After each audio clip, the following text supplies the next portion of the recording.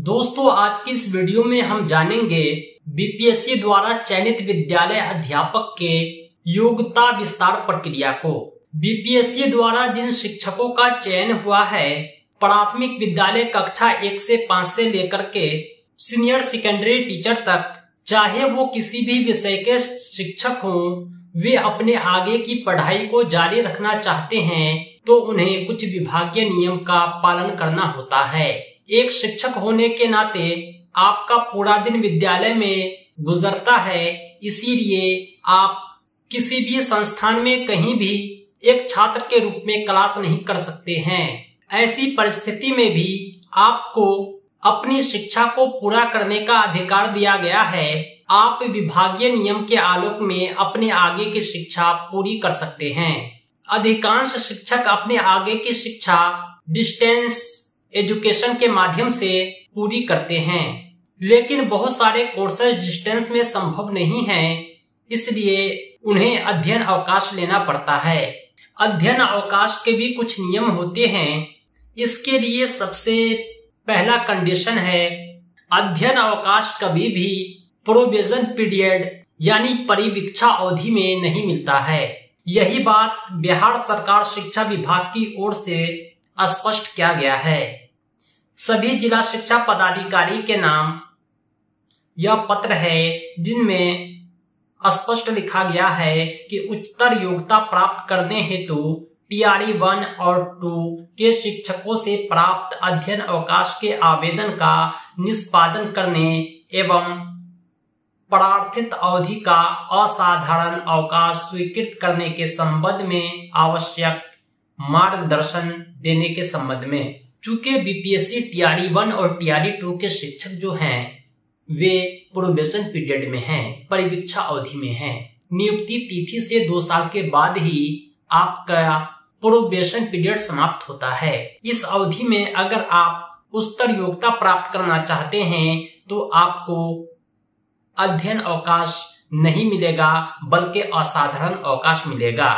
अब जानते हैं असाधारण अवकाश के क्या नियम हैं। पत्र में कहा गया है कि उच्चतर योग्यता प्राप्त करने हेतु टीआरई 1 और 2 से नियुक्त शिक्षकों के द्वारा अध्ययन अवकाश की स्वीकृति के संबंध में जिले को मार्गदर्शन भेजने की मांग के साथ आवेदन समर्पित किया गया है।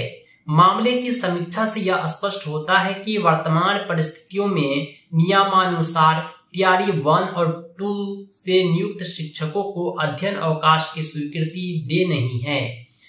तथापि संबंधित शिक्षकों के द्वारा उच्चतर योग्यता प्राप्त किए जाने को विभाग के हित में मानते हुए आपको निर्देशित किया जाता है कि इस प्रकार का अनुरोध आवेदन प्राप्त होने पर संबंधित शिक्षकों को बिहार सेवा संहिता के नियम 180 एवं 236 के तहत वर्णित अवधि का नियमानुसार असाधारण अवकाश स्वीकृत किया जाए। ये जो नियम है बिहार सेवा संहिता का 180 और 236, इसके तहत असाधारण अवकाश की स्वीकृति के आलोक में संबंधित कर्मी को उक्त अवकाश की अवधि का कोई वेतन आदि दे नहीं होता है। यानी उच्चतर योग्यता के लिए आपको जो असाधारण अवकाश दिया जाएगा उस पीरियड में आपको कोई वेतन भत्ता नहीं मिलेगा।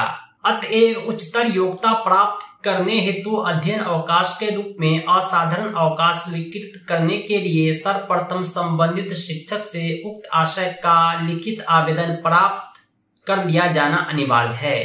तदनुपरांत आवेदन के अन्य समस्त पहलुओं यथा अवकाश की स्वीकृति से संबंधित विद्यालय का शिक्षण कार्य प्रभावित न होने आदि का विचारण करते हुए केवल योग मामले में उच्चतर योग्यता प्राप्त करने हेतु टीआरई 1 और 2 से नियुक्त शिक्षकों को नियमानुसार असाधारण अवकाश की स्वीकृति की जाएगी। यह भी कन्फर्म नहीं है कि आपके आवेदन देने पर आपको असाधारण अवकाश मिल ही जाएगा।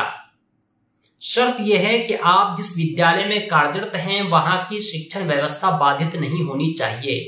आप ऐसे विद्यालय में हैं जहां शिक्षकों की संख्या काफी कम है, फिर ऐसी परिस्थिति में आपको असाधारण अवकाश नहीं दिया जाएगा जब तक उस विद्यालय में आपके स्थान पर कोई अन्य शिक्षक न आ जाते हों।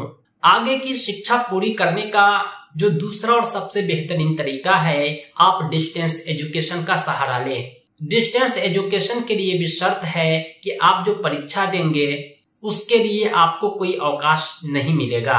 आपको अपने आकस्मिक अवकाश का उपभोग करके ही परीक्षा देनी है।